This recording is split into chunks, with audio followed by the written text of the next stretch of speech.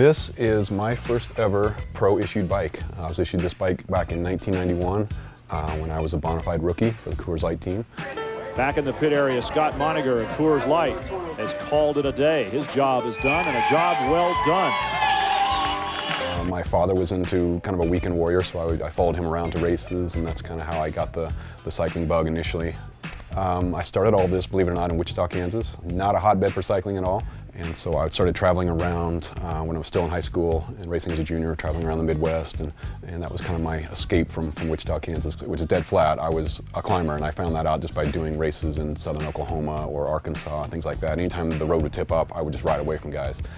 Whereas, you know, a criterion that would finish in a pack, I would be, you know, toward the middle, toward the back. I just didn't have a lot of fast twitch and wasn't a big sprinter type guy, and that's what most of the Midwest produces is are sprinters. So it is by far the heaviest bike that I've ever ridden. This thing comes in at about 21, 22 pounds.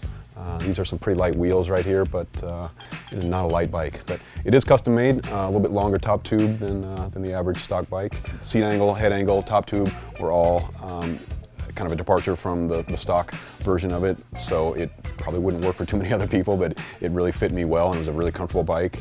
I think Ben actually put in some lighter stays in here after me begging a little bit, so it's probably a tiny bit lighter than again, a stock bike. These guys all came out of Sarasota, New York. Ben Serotta was the man behind them. This is Colorado tubing, which is slightly oversized here at the bottom bracket. It gives it a little more cushy ride, very, very stiff in the bottom bracket area. For me, this was probably one of the more comfortable bikes that I've ever ridden. It's just got, you know, old school fork rake, but it does have the back wheel tucked in there a little bit more. So it's a bike that really, really responded well as far as accelerating out of corners, but also tracked super well through corners, through descents and that kind of thing. So it's the one that I saw the most miles on and did race up top of Mount Evans on, and I would train on this bike exclusively. This was the one. This was the home race / training bike. I remember reading the brochure on this bike, and it was bragging back when weights weren't quite as big of a deal. And they talked about all the nuances of building this frame, and then said, and then we coated it with 6 or 8 ounces of Imron paint, and my heart kind of sunk. I was like, really? And it kind of gives away, obviously, that this was 1991, back when you know, day-glo stuff was very popular. No, just keep rolling it. Scott, don't go too hard on the hill. You don't want to drop him. Keep it rolling on the flats. They're going to have to change pretty soon. Go as long as you can. The nice thing about this situation is it wasn't just Serotta building the frames. As you can see, he had a direct connection with the other manufacturers. So he imported you know, the saddles, and we had an arrangement with Vittoria and Sella Italia as well as Shimano, so they were all kind of, you know, co-branding together. And during those 4 years, Ben was very involved.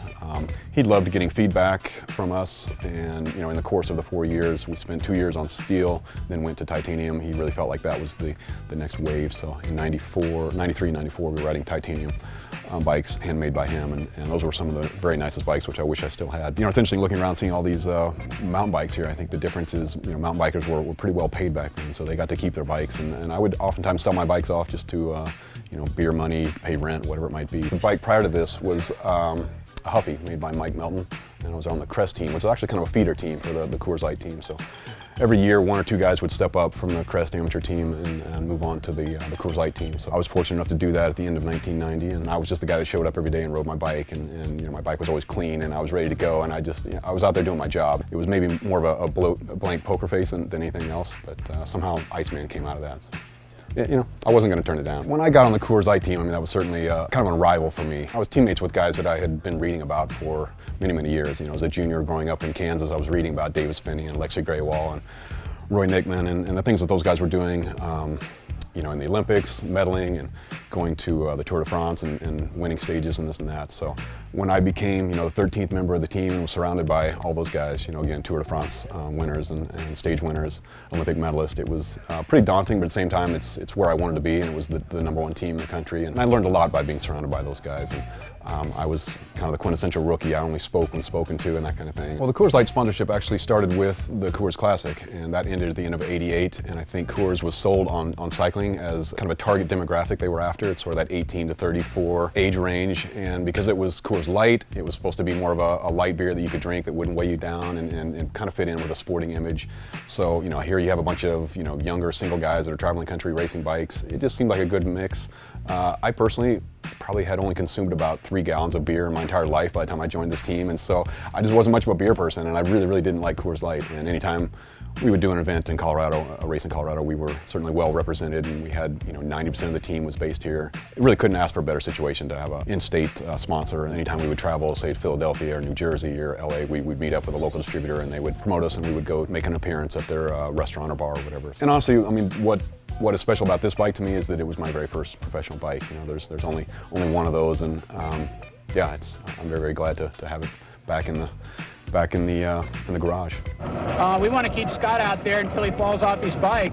If nobody goes after him, you know, it's possible Scott could win the race.